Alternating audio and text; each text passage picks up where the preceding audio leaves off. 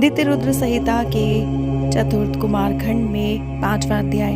पार्वती के द्वारा प्रेषित रथ पर आरूढ़ हो कार्तिकेय का कैलाश गमन, कैलाश पर महान उत्सव होना, कार्तिकेय का महाअभिषेक तथा देवताओं द्वारा विविध अस्त्र शस्त्र तथा रत्नाभूषण प्रदान करना, कार्तिकेय का ब्रह्मांड का अधिपतित्व प्राप्त करना नामक 5वां अध्याय। ब्रह्मा जी बोले, उसी समय विश्वकर्मा द्वारा विरचित अत्यंत अद्भुत तथा शाश्वत शोभा से समन्वित एक रथ दिखाई पड़ा। उस रथ में 100 पहिए थे। वो बड़ा विस्तीर्ण और सुंदर था। उसकी गति मन के समान वेग वाली थी। वो श्रेष्ठ रथ शिवजी के पार्षदों से घिरा हुआ था। पार्वती जी ने उसे भेजा था। परम ज्ञानी अनंत तथा शिवजी के तेज से उत्पन्न कार्तिकेय दुखी मन से उस रथ पर सवार हो गए।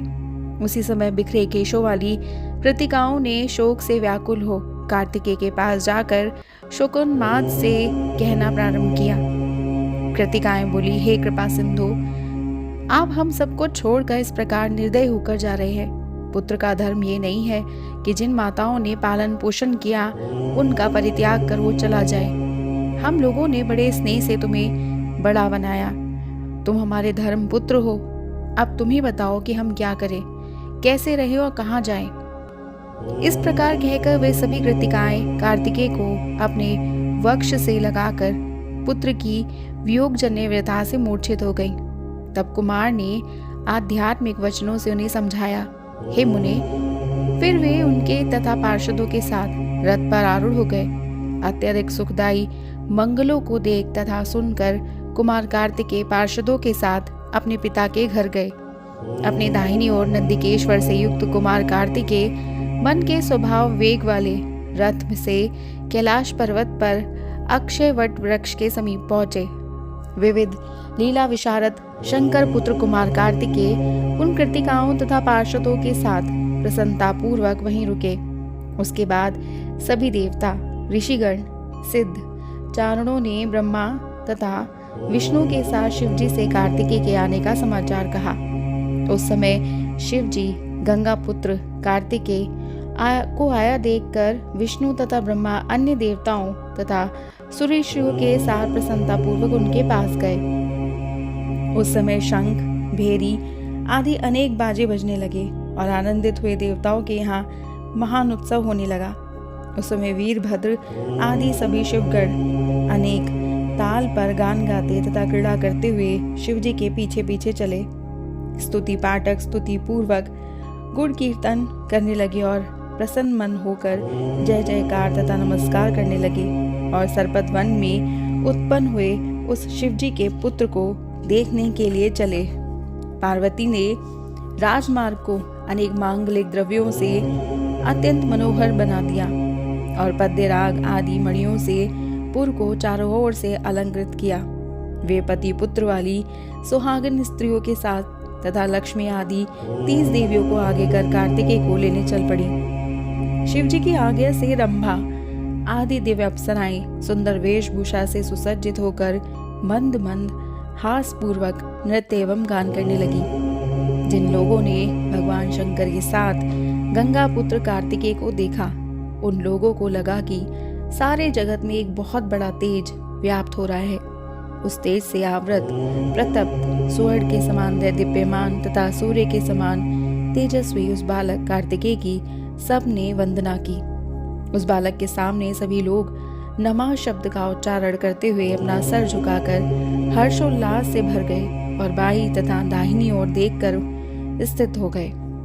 हे नारद, मैंने विष्णु एवं इंद्र आदि सभी देवताओं ने कुमार को चारों ओर से घेर कर दंडवत प्रणाम किया।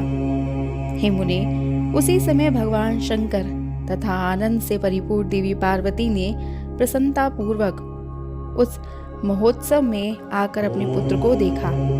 जगत के एकमात्र रक्षक सर्पराज का भूषण धारण किए हुए तथा अनेक अपने प्रथम गणों से युक्त साक्षात सर्वेश्वर सदाशिव पराम्बा भवानी के साथ बड़े स्नेह से उस पुत्र को देखकर गदगद हो प्रसन्नता को प्राप्त हुए। उस समय शक्ति को धारण किए हुए कुमार स्कंद ने पार्वती एवं शिव को देखकर शीघ्रता पूर्वक रथ से उतरकर सर झुकाकर उन्हें प्रणाम किया। परमेश्वर भगवान शिव ने प्रसन्नता पूर्वक कुमार का आलिंगन करके प्रेम पूर्वक उनके सर को सूंघा। पार्वती जी ने आश्चर्य में पड़कर उस पुत्र को गले लगाया तथा स्नेहाधिक्य के कारण बहते हुए स्तन का दूध उसे पिलाने लगी। प्रसन्न हो देवताओं ने अपनी स्त्रियों के साथ कुमार की आरती उतारी। उस समय जय जयकार की महान ध्वनि से सारा आकाश मंडल गूंज उठा। अनेक ऋषियों ने वेदों के उद्घोष से, गायकों ने गीत से तथा वाद्य यंत्रों के बजाने वालों ने वाद्यों से कुमार का स्वागत किया। कांति ने दैदीप्यमान अपने उस पुत्र को गोद में धारण कर पुत्रवानों में श्रेष्ठ भवानीपति शंकर साक्षात शोभा से संपन्न हुए। इस प्रकार उत्साह संपन्न देवताओं तथा अपने गणों के साथ परम आनंदित कुमार कार्तिकेय भगवान शिव की आज्ञा से शिव जी के भवन में पधारे। उस समय श्रेष्ठ देवताओं एवं ऋषियों से वंदित तथा उनसे घिरे हुए वे दोनों शिवाशिव एवं एक साथ परम शोभित हुए। इधर कुमार भी प्रेम से शिव जी की गोद में बैठकर खेलने लगे और उन्होंने उनके कंठ में लिपटे हुए वासुकी नाग को अपने दोनों हाथों से दबाकर पकड़ लिया। लीला से युक्त कुमार कार्तिकेय की कृपा दृष्टि देखकर कृपालु भगवान शंकर ने हंसते हुए पार्वती से उनकी प्रशंसा की। सर्वव्यापक जगत के एकमात्र पालनकर्ता तथा जगत के एकमात्र स्वामी भगवान महेश गिरिजा के सहित हर्षित होकर मंद मंद हंसते हुए आनंद से विभोर हो गए। प्रेमवश गला रूंध गया और वे कुछ भी कह न सके। उसके बाद लोक वृतांत को जानने वाली जगतपति भगवान शंकर ने प्रसन्न होकर रत्नों से जड़े हुए रमणीय सिंहासन पर कुमार कार्तिकेय को बिठाया। फिर वेद मंत्रों के द्वारा पवित्र किए गए समस्त तीर्थों के जल से पूर्ण रत्न जटित 100 कलशों से उनको प्रसन्नता पूर्वक स्नान कराया। भगवान विष्णु ने उत्तम प्रकार के रत्नों से निर्मित किरीट, मुकुट, बाजूबंद, अपनी वैजयंती माला एवं सुदर्शन चक्र उन्हें प्रदान किया।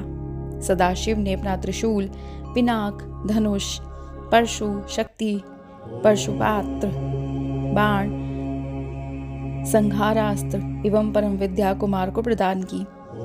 मुझ ब्रह्मा ने यज्ञोपवीत, वेद, वेदमाता, गायत्री, कमंडलू, ब्रह्मास्त्र तथा शत्रुनाशिनी विद्या उन्हें प्रदान की। देवराज इंद्र ने अपना एरावत नामक गजेंद्र तथा व्रज प्रदान किया। जल के स्वामी वरुण देव ने श्वेत छत्र, पाश तथा रत्नमाला उन्हें दी। सूर्य ने मन की गति चलने वाला उत्तम रथ और महातेजस्वी कवच दिया। यमराज ने यमदंड तथा चंद्रमा के महत्वपूर्ण घट प्रदान किया। अग्नि ने प्रसन्न होकर अपने पुत्र को महाशक्ति प्रदान की। निरति ने अपना शस्त्र तथा वायु ने वायव्यस्त्र प्रदान किया। कुबेर ने गदा तथा ईश्वर ने प्रसन्नता से अपना त्रिशूल। इसी प्रकार सभी देवताओं ने प्रसन्नता पूर्वक अनेक शस्त्र तथा अनेक प्रकार के उपहार अर्पित किए। कामदेव ने प्रसन्न होकर अपना कामास्त्र, गदा तथा अपनी आकर्षण एवं वशीकरण विद्याएं परम प्रसन्नता से उन्हें प्रदान की। क्षीर सागर ने अमूल्य रत्न तथा विशिष्ट प्रकार का रत्न जटित नुपुर और हिमालय ने दिव्य भूषण एवं वस्त्र प्रदान किए। गरुड़ ने चित्रवर्ण मयूर नामक अपना पुत्र तथा ज्येष्ठ भ्राता अरुण ने चरणों से युद्ध करने वाला महाबलवान ताम्रचूर्ण मुर्गा दिया। मंद मुस्कान वाले पार्वती ने अत्यंत प्रसन्नता के साथ अपने पुत्र को परम ऐश्वर्य एवं चिरंजीवी होने का वर प्रदान किया। लक्ष्मी ने दिव्य संपत्ति तथा मनोहर श्रेष्ठ हार प्रदान किया और सावित्री ने बड़े प्रेम से समस्त सिद्ध विद्याएं प्रदान की। हे मुने, इसी प्रकार अन्य जो भी देवियां वहां आई थी उन्होंने अपनी अपनी प्रिय वस्तुएं तथा बच्चे का पालना प्रदान किया। हे मुनि श्रेष्ठ, उस समय वहां बहुत बड़ा महोत्सव हुआ और सब प्रसन्न हो गए। विशेषकर शिव पार्वती तो अत्यंत प्रसन्न हुए। हे मुने, उसी समय महाप्रतापी ऐश्वर्य संपन्न भगवान रुद्र ने हंसते हुए प्रसन्नता पूर्वक ब्रह्मा आदि देवताओं से कहा।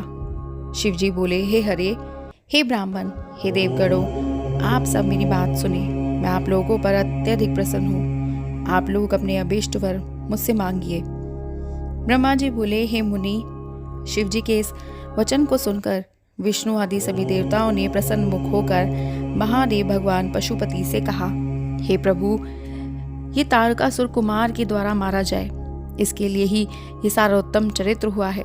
इसलिए हम लोग उसे मारने के लिए आज ही प्रस्थान करेंगे। आप हम लोगों के सुख के लिए इन कुमार को तारकासुर के वध की आज्ञा प्रदान कीजिए। देवगणों के वचन को सुनकर सर्वव्यापी शंकर जी ने कृपा से अभिभूत होकर देवगणों के कल्याण के लिए तथास्तु कहकर अपना पुत्र समर्पित कर दिया। शिव जी की आज्ञा से ब्रह्मा, विष्णु, जिनमें प्रमुख हैं ऐसे देवगण मिलकर कार्तिकेय को आगे कर तारकासुर का वध करने के लिए उसी समय पर्वत से चल पड़े। कैलाश से बाहर निकलकर विष्णु जी की आज्ञा से विश्वकर्मा ने पर्वत के निकट ही अत्यंत सुंदर नगर की रचना की। उस नगर में विश्वकर्मा ने अत्यंत मनोहर, परम अद्भुत तथा अत्यंत निर्मल ग्रह कुमार के लिए निर्मित किया तथा उस ग्रह में उत्तम सिंहासन का निर्माण किया। तब परम बुद्धिमान विष्णु ने उस ग्रह में नाना प्रकार के मांगलिक कृत्य करवाए और देवताओं के साथ सभी तीर्थों के जल से उस सिंहासन पर कार्तिकेय का अभिषेक किया।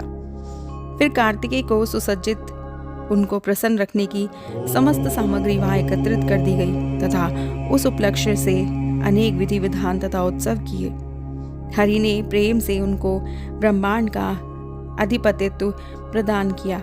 फिर स्वयं तिलक लगाकर देवगणों के साथ उनकी पूजा अर्चना की। उन्होंने सभी देवताओं तथा ऋषियों के साथ प्रीति से कार्तिकेय को प्रणाम किया और सनातन शिव स्वरूप उन कुमार की विविध स्त्रोतों से स्तुति की। ब्रह्मांड के पालक कार्तिकेय का इस प्रकार उत्तम सिंहासन पर बैठकर स्वामित्व को प्राप्त कर अत्यंत शोभित हुए।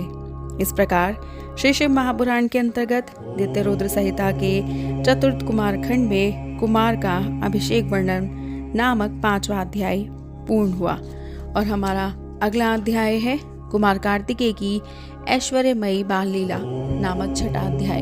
और इसे जानने के लिए सब्सक्राइब कीजिएगा हमारे YouTube channel voice of tales को और हमारी वीडियो को लाइक, शेयर, सब्सक्राइब करना मत भूलिएगा।